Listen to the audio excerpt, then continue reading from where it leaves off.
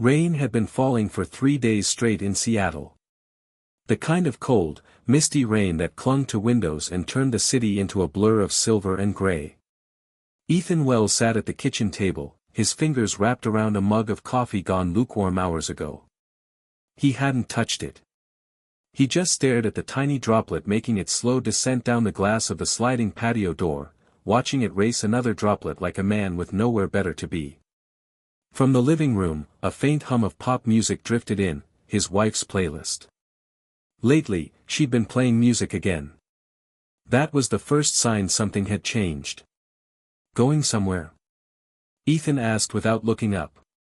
Clara stood by the entryway mirror, fixing her earrings. Dinner with the girls, she said lightly, applying a touch of lipstick. The girls? Yeah. Jessica, Dana, and maybe Allison. I think Allison's bringing her boyfriend too. She smiled at her own reflection, that quick, easy smile Ethan used to think was just for him. Aha. He forced a nod. Which place this time? That new spot on First, Ember. He let the silence stretch. The soft tick of the clock filled the kitchen.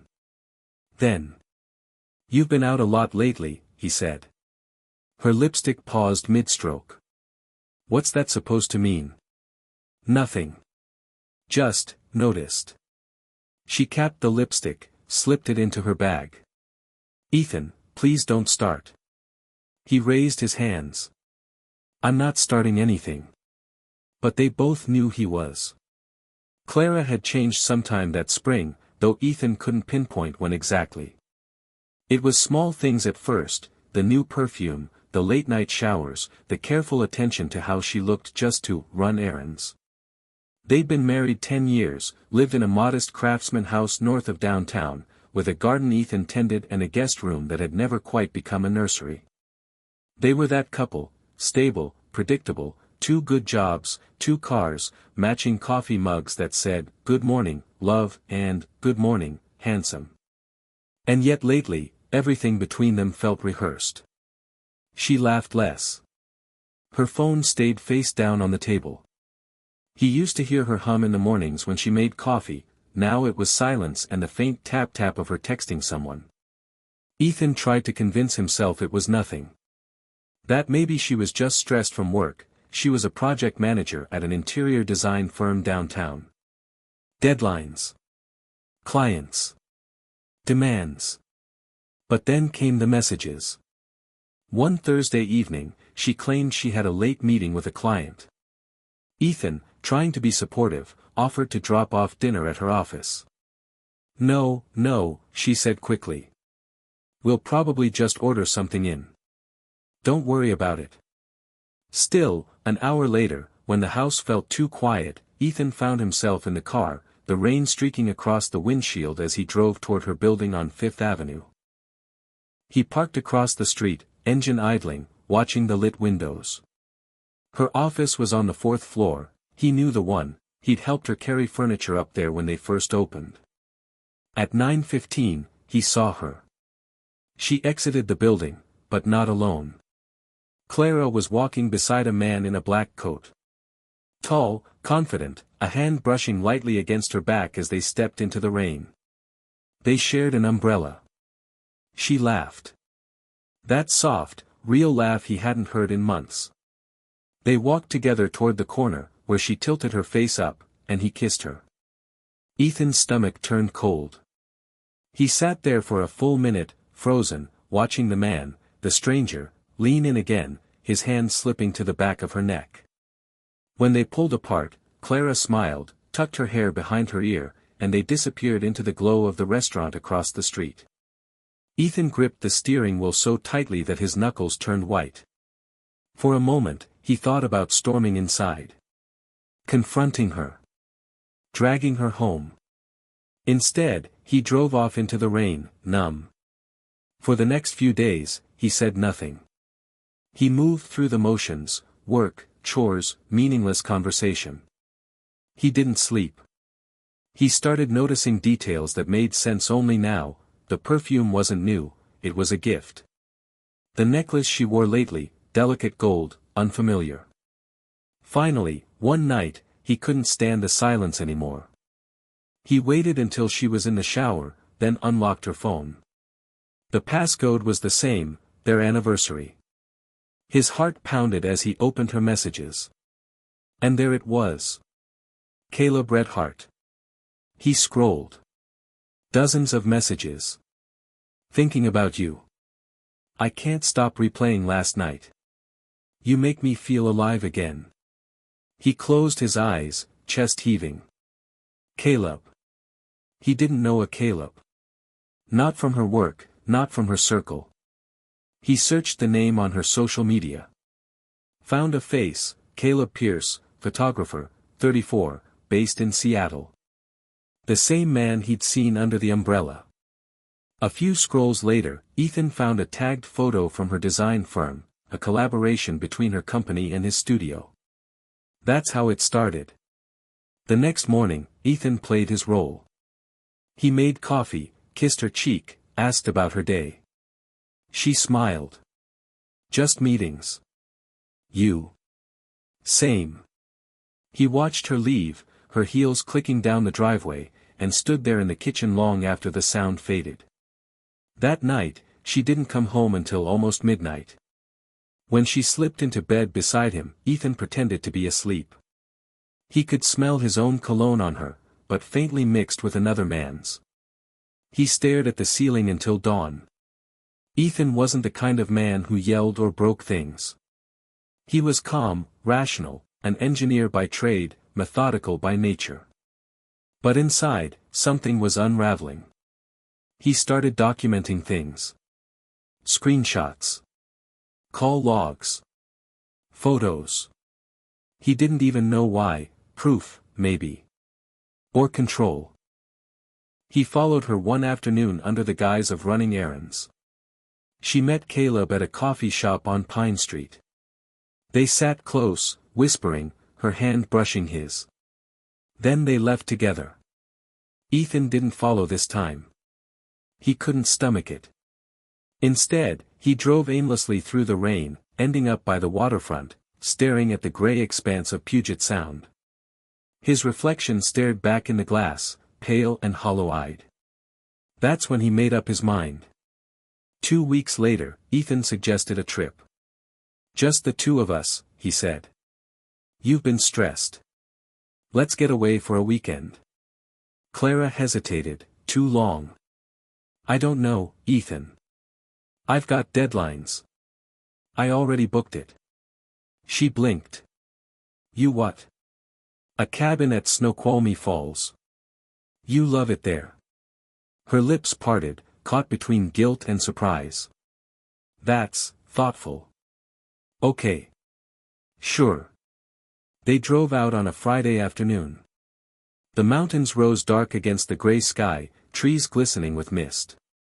Ethan drove in silence, one hand on the wheel, the other gripping the letter folded in his jacket pocket, the one he planned to leave behind. The cabin was small but beautiful. A fireplace. A view of the falls through the rain-slicked window. For the first few hours, everything felt almost normal. They cooked. Drank wine. Watched the water cascade. Then, after dinner, Ethan said quietly, "Can I ask you something, Clara?" She glanced up. Sure. When did you stop loving me? The color drained from her face. Ethan, what are you? He pulled out his phone, opened the photos. You don't need to lie. I've seen you with him. The silence that followed was louder than any scream. Her mouth trembled. I'm so sorry. Ethan laughed, a dry, bitter sound. Sorry. That's what you have to say. I didn't mean for this to happen. I just. You did mean it. You made plans. You lied to my face every night. She began to cry softly. Ethan, Who is he to you? His name is Caleb. He makes me feel alive again. The words sliced through him. Ethan stood, pacing toward the window. The rain pounded harder now, like the world itself was listening. Do you love him? He asked. Clara hesitated. Then whispered, yes. Something inside Ethan snapped, not in rage, but in surrender. He didn't yell. He didn't hit her. He just sat back down, shoulders slumped. Do you know what hurts the most? He said quietly. That I didn't even notice you were gone until it was too late. She tried to reach for his hand. He pulled away. I'll move out, she whispered. We'll figure it out. He nodded slowly. We will. That night, they slept on opposite sides of the bed. The sound of the falls outside roared endlessly, drowning out their quiet, broken breaths. By Monday, she was gone. Her things half packed, her closet half empty. Ethan stayed home from work. He couldn't face the world, the questions, the pity. For days, he wandered the empty house like a ghost. Her scent lingered everywhere. The coffee cup she'd used that morning still sat by the sink. He deleted her contact. Then restored it. Then deleted it again. Weeks passed. The divorce papers came. He signed them. But closure never came. One evening, Ethan was sorting through old files when a photo fell from a folder, a candid of Clara laughing in the sun, taken years ago at Pike Place Market. On the back, she'd written, "You're my forever." He sat there for a long time, holding the photo. Then his phone buzzed. A message from an unknown number. Ethan. It's Caleb. Can we talk? He froze. Caleb. He shouldn't have replied. But he did. About what? Clara. She's gone. Ethan's heart pounded. Gone. He called instantly. Caleb's voice was strained. She didn't come home last night. She left work, but she never made it. 2 days later, they found her car at the overlook near Snoqualmie Falls. Inside, her phone. Her bag. Her coat. No Clara. They searched for weeks, the woods, the river, everywhere. But the rain had washed everything clean. The official report listed her as missing, presumed dead. Ethan stood by the edge of the falls that winter, watching the mist rise into the cold air. He should have felt relief. Or grief. But all he felt was silence. Deep, endless silence.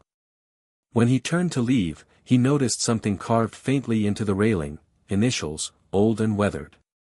C+E. He traced them with his thumb, then let the wind take the last photo of her from his hand. It fluttered once, twice, then vanished into the mist below. A year later, Ethan sold the house and moved south. Some nights, he still dreams of her, standing by the window, rain streaking down the glass, her reflection blurring into the darkness. He wakes up alone, always to the same thought. That maybe love doesn't end with betrayal, it just lingers, unfinished, like a ghost that refuses to leave. And sometimes, when the rain hits the glass just right, he swears he can still hear her voice, soft, distant, and gone. It had been a full year since Clara vanished. Seattle had moved on, as cities do, washing away tragedy with new rain. Ethan now lived in a small apartment south of Tacoma, overlooking a dull stretch of highway. It was quieter here, cheaper too. He worked from home most days, designing software modules for an architecture firm. He didn't talk much. Didn't go out. His therapist, Dr. Markson, called it complicated grief. Ethan called it penance. He told no one that he still dreamed of her. That in the dreams, Clara wasn't dead, she was calling him. From the other side of the mist, her voice low, pleading, "Don't let him find me." Every time he woke up, his heart pounding, the apartment was silent except for the hum of the fridge and the faint sound of cars passing below. It was a Thursday morning in late November when the package arrived. No return address. Just his name, written in neat, feminine handwriting he recognized instantly. He froze. His breath caught as he slit the brown tape open with his key. Inside was a small envelope and a flash drive. On the envelope, a single line written in black ink. "If you're reading this, I need you to listen." The handwriting, it was hers. Hands trembling, Ethan opened the envelope. Inside was a note. "Ethan. I'm sorry for what I did to us. You were right, he wasn't who I thought he was. I had to leave. Please don't trust anyone from before. If you get this, it means something's gone wrong. Don't come looking for me. Clara." The ink had smudged slightly, as if touched by damp fingers. Ethan sat there for nearly a minute, heart hammering. Then he plugged in the flash drive. It contained a single video file, untitled.mov. The video opened with static, then the dim image of Clara sitting in a motel room. Her hair was longer, her face thinner. "Ethan," she whispered, eyes darting to the door behind her. "I don't have much time." She looked terrified. "He isn't who you think," she said. "Caleb, his real name isn't Caleb. I found things, on his computer. Files. Photos. He's been watching people. Tracking them." A sound in the background, a car door slamming. She flinched, looked back at the camera. "I think he followed me. If anything happens." The screen cut to black. Ethan replayed the clip again and again, each time catching something new, the trembling of her hands, the fear in her eyes, the faint reflection of a neon sign in the motel window that read, "Cascade Inn." He searched the name online. There was one by that name near Spokane, 4 hours east. He hesitated for nearly a day before making up his mind. He had to go. He packed a bag, grabbed his old camera, and drove through the endless drizzle that blurred the highway. The Cascade Inn looked almost abandoned, a squat building with flickering signs and peeling paint. Inside, the clerk, an older woman with tired eyes, looked up from her crossword. "Looking for someone?" Ethan nodded. "A woman. She might have stayed here. Name's Clara Wells." The woman frowned. "Wells, yeah. I remember her. Nice girl. Stayed about a week. Always looked over her shoulder." "When was that?" "About 6 months ago." Ethan's pulse quickened. "Did she say where she was going?" The woman hesitated. "She left early one morning. No checkout, just gone. There was a man asking about her a few days later." Ethan's stomach dropped. "A man?" She nodded slowly. "Tall, dark hair. Kinda intense. Said his name was Caleb." That night, Ethan stayed in the same room Clara had rented. Room 14. It smelled faintly of mildew and old smoke. He sat on the bed, staring at the water stains on the ceiling, trying to picture her here, alone, frightened.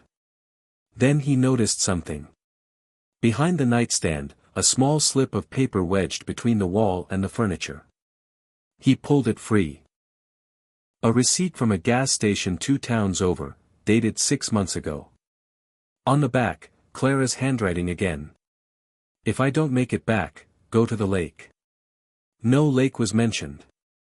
But the gas station's address pointed toward the edge of Lake Chelan. He arrived at the lake by dusk. The water stretched out cold and still under a sky bruised with storm clouds. He parked near the shore and walked down to the edge. There, half buried in sand, was a burned phone, shattered, the case melted at the corners. It was hers. He pocketed it, turning back toward his car, and froze. A black SUV was parked up the road, engine running. Its headlights flicked off. He couldn't see who was inside, but he felt it, the heavy stare from behind the tinted glass. He took a step back, pulse racing. The SUV's door opened, just slightly, then shut again.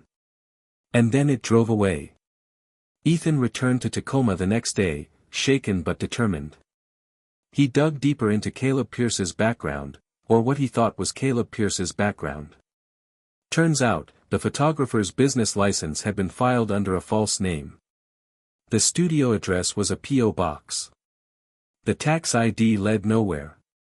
Finally, through an old database, Ethan found a match. Caleb Pierce was actually Nathan Caldwell, a man wanted in Oregon for stalking and unlawful surveillance. His supposed photography studio was a front. And Clara had found out. Ethan knew it was reckless, but he couldn't stop. He tracked Nathan to a warehouse near the docks, the same one listed on his old business site. He waited outside in the rain for hours until a light flicked on inside. Through the grimy window, he saw him, the same man he'd seen years ago, under the umbrella with Clara. Nathan was older now, more haggard, but unmistakable. Ethan's breath fogged the glass as he whispered, "You killed her." He didn't remember making the decision. He just moved. The door creaked open under his weight. Inside, the smell of chemicals and photo paper hit him hard. The walls were lined with photos, hundreds of them. Not of Clara. Of women. Different ages, different places. Taken from afar, through windows, across streets. And there, pinned near the back, was one of Clara at the lake, looking back over her shoulder. Ethan's chest tightened. "Beautiful, isn't she?" The voice came from behind him. "Nathan." Ethan turned slowly. "She shouldn't have looked," Nathan said calmly. "Some people just don't know when to stop." Ethan's hands balled into fists. "Where is she?" Nathan smiled faintly. "She ran. I didn't chase her. Maybe she drowned. Maybe she didn't. Does it matter?" Ethan lunged. The two men crashed into a table, photographs scattering like snow. A struggle, grunts, the shatter of glass. Then silence. When it was over, Nathan lay still. Ethan stood over him, chest heaving, blood on his hands. 2 nights later, Ethan returned to Lake Chelan. He couldn't explain why. Maybe because some part of him believed Clara was still there, waiting. He parked by the shore again, moonlight rippling across the black water. From the trunk, he pulled the camera Nathan had kept, the one labeled Project C. Inside, hundreds of photos of Clara. The last one was dated the day she disappeared. In it, she was walking into the woods, alone. He followed the path himself now, flashlight cutting through the dark. Half a mile in, he found it, a rusted car half submerged in reeds. Clara's car. He moved closer, wading through the water. Inside, something caught the light, her necklace, tangled around the gearshift. He held it in his hand, the gold chain slick and cold. And for the first time in a year, he cried. The police ruled Nathan's death as self-defense. The investigation into Clara's disappearance remained open, but unofficially, everyone had moved on. Everyone except Ethan. He kept the flash drive, the necklace, and the note, the only things left of her. Every November, when the rain returned to Seattle, he drove to the lake and sat by the water for hours. He never saw her again.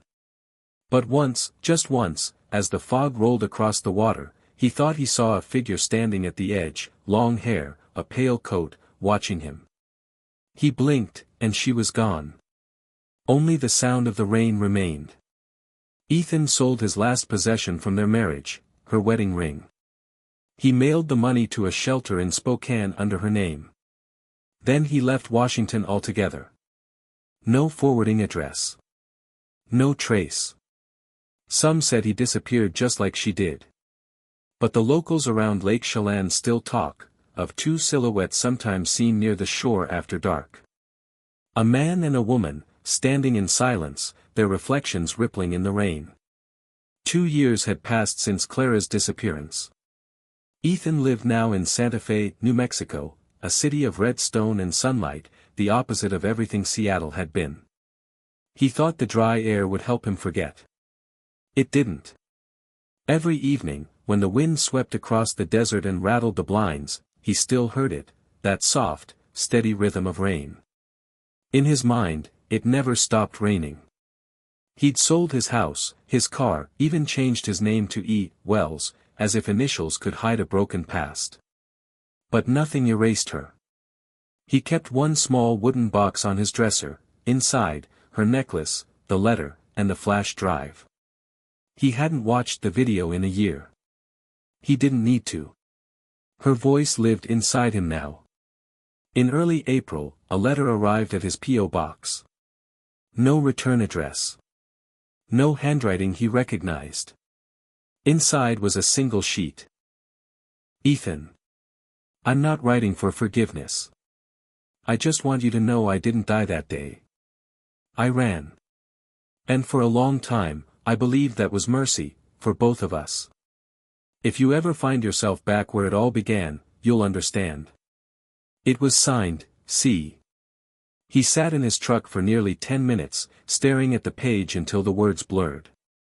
Then he folded it carefully and placed it beside her necklace. For the first time in years, he felt something break open inside, not pain, not anger, but a quiet, dangerous hope.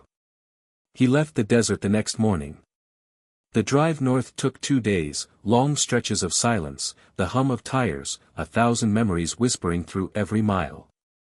Seattle hadn't changed much. Still gray, still damp. Still theirs. He didn't go to the old house. Instead, he drove straight to Snoqualmie Falls, the place where it had all ended, or where he thought it had. The same mist hung in the air. The same roar of water below. Only now, standing there, he noticed something carved deeper into the railing beneath their old initials. I was here. C. Fresh carving. Months old, not years. He reached out, tracing the letters. And for the first time since she vanished, he smiled. He found her a week later. A chance sighting, if you believed in chance, a farmer's market near the coast, a woman buying flowers with her head down and a scarf covering half her face. Ethan froze. She turned. Clara. Thinner. Paler. But her eyes, those same green-gray eyes, widened in shock when they met his. For a long moment, neither moved. Then she whispered, Ethan. He couldn't speak. He just nodded, once, as if afraid she'd vanish again if he said her name. They sat in a small cafe overlooking the harbor. She told him everything. After that night at the cabin, she tried to end it with Caleb, Nathan, but he wouldn't let her go. When she discovered the photos, the files, she panicked and fled. He followed. At the lake, she'd driven off the road on purpose, leaving her car as bait before escaping into the woods. A friend from her firm helped her disappear, new identity, new city, no trace. She'd watched from afar as the story unfolded. Nathan's death. Ethan's trial. Her own obituary. I wanted to come back, she said quietly, tears glistening. But every time I thought of what I'd done to you, I couldn't. Ethan listened, the coffee in his hands long cold. Do you love him? He asked, the old question escaping before he could stop it. Her gaze dropped. No. I never did. I think I just wanted to feel something again. And I destroyed everything instead. He nodded slowly. There was no anger left, only exhaustion, and the dull ache of something beyond forgiveness. They walked together along the waterfront until dusk. Clara spoke of small things, work, the city, how she lived under a different name now. Ethan mostly listened. When they reached the pier, she turned to him. I can't come back, she said. Too much has happened. Too many ghosts. I know. Do you hate me? He thought about it. About the rain, the silence, the years lost. Then he shook his head. No. I think I stopped hating you the day I realized I still missed you. She smiled, that soft, sad smile he hadn't seen in so long. Maybe that's enough. They stood there as the sky turned violet over the bay, two silhouettes facing the water. When she finally walked away, she didn't look back. He didn't call her name.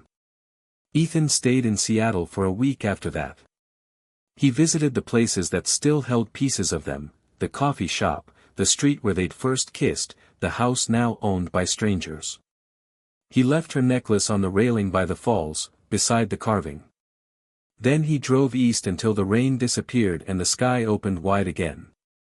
In the rearview mirror, the city shrank into mist. He didn't know where he was going, only that, for the first time, he didn't need to look back.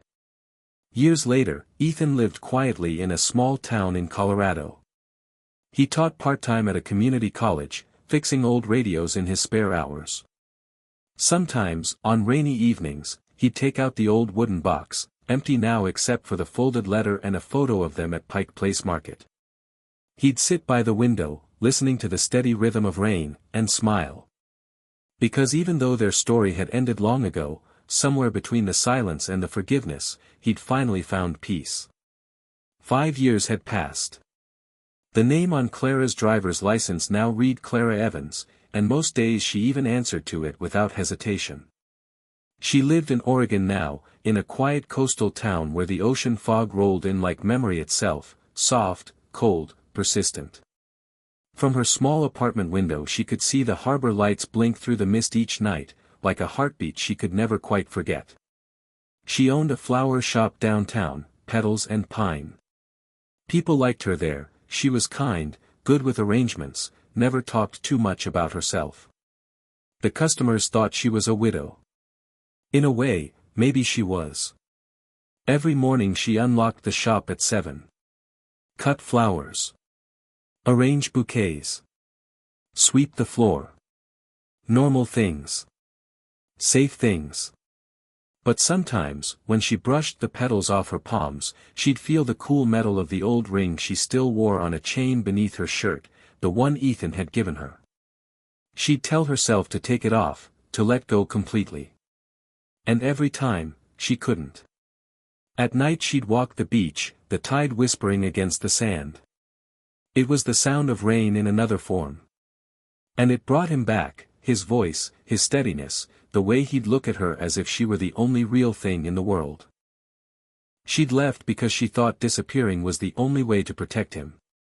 Now she understood, running had only changed the shape of the pain, not erased it. One evening she sat by her desk and began to write. Ethan.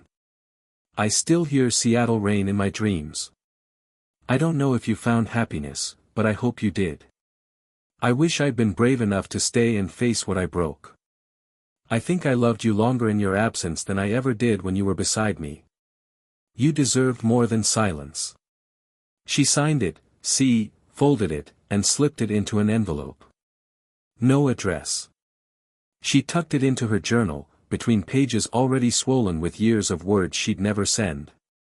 It happened one autumn afternoon. A delivery order came in from a man in Colorado, wedding anniversary bouquet, lilies and white roses. The name on the card, E. Wells. She froze.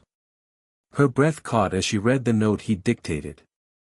For her memory, not her absence. She almost called the florist service to confirm the order, to hear his voice. But she didn't. Instead, she filled the arrangement herself, careful, perfect, and sent it out with shaking hands. That night, she walked to the edge of the water, where the waves blurred the horizon, and whispered, "Thank you." Winter came. The shop stayed busy through the holidays. Life continued its quiet rhythm. Sometimes, customers asked if she believed in soulmates. She always smiled and said, maybe. But sometimes they're just the people who teach us who we are. When storms rolled over the coast and rain pounded the windows, she'd light a candle, listen, and feel the ache of old love soften into gratitude. In those moments she realized forgiveness wasn't a single act, it was something that lived in the small choices you made every day. To wake up, to work, to breathe, to hope that somewhere, the person you hurt had found peace. Years later, when Clara finally sold the flower shop and moved inland, she left behind a note taped inside the counter drawer. To whoever finds this. Love doesn't end when we leave, it just changes where it lives. Take care of the flowers. They remember. And when she locked the door for the last time, the sound of the rain outside was soft, almost kind. Like forgiveness itself. 10 years had passed since Clara's name had appeared on any of Ethan's papers. He had moved to Denver after the divorce was finalized, remarried once, then quietly divorced again. His work, consulting for green architecture projects, kept him busy enough to keep loneliness at bay. That November, his firm sent him to a sustainability conference in Portland, Oregon. The air was cold, damp, scented faintly of pine and ocean salt. On the second morning, during a coffee break, he wandered toward a table where local small businesses displayed eco-friendly floral arrangements. A name card caught his eye. Petals and Pine. For a moment, his heart simply stopped. Then, as if the years folded in on themselves, he saw her. Clara was talking to a woman beside the table, her hair slightly grayer, tied back loosely. She laughed softly, an unfamiliar sound that still carried a trace of the woman he'd once known. Ethan didn't move. He stood a few steps away, watching her arrange a vase of white roses. The same kind she'd once said were too sad for weddings. She turned. Their eyes met. It was not the shock of recognition that hit them, it was something quieter. A slow, inevitable tide. Ethan. Her voice was steady, almost warm. Clara. The silence between them lasted no more than a heartbeat, but it carried a decade. They left the conference together, walking through drizzle toward the waterfront. The city smelled of coffee, rain, and wet leaves. Neither spoke for several minutes. Then Clara said, "I didn't think you'd recognize me." "I would have known you anywhere," he replied softly. She smiled. "You used to say that. And it's still true." They stopped by the railing overlooking the river. A cargo ship moved slowly through the fog, horn echoing across the water. "I kept wondering," he said finally, "if you were alive. Then one day I stopped asking. I had to." "I know," she whispered. "I saw your name once. On a flower order. For her memory." He looked at her sharply, then laughed, a low, disbelieving sound. "You filled that order?" She nodded. "I did. I thought you'd remarried." "I did. For a while." Neither of them apologized. There was nothing left that an apology could fix. Clara looked out over the water. "I used to think love was supposed to last forever. Now I think, maybe it just lasts as long as it needs to." Ethan turned to her. "And how long did we need it?" She smiled faintly. "Long enough to remember." They walked back to the conference center as the rain began to fall harder. Before parting, Ethan said, "I'm glad you're okay." "So am I," she said. Then, after a pause, "Thank you for not hating me forever." He shook his head. "I tried. Didn't work." Clara laughed softly, real laughter, free of guilt. "Good. Hate's too heavy." She reached into her coat pocket, pulled out a folded piece of paper, and handed it to him. "I wrote this years ago. I think it's yours now." He didn't open it until she was gone. It read, "Ethan. If you ever read this, it means time has done its work. It's taken our anger and left what was real, the quiet moments, the good mornings, the smell of coffee, the way you listened when I spoke. I hope you found peace." "I have. Clara." Ethan folded the letter carefully, slipped it into his wallet, and stood for a while beneath the awning as the rain fell. The street shimmered with reflections, each light stretching across the wet pavement like threads of the past.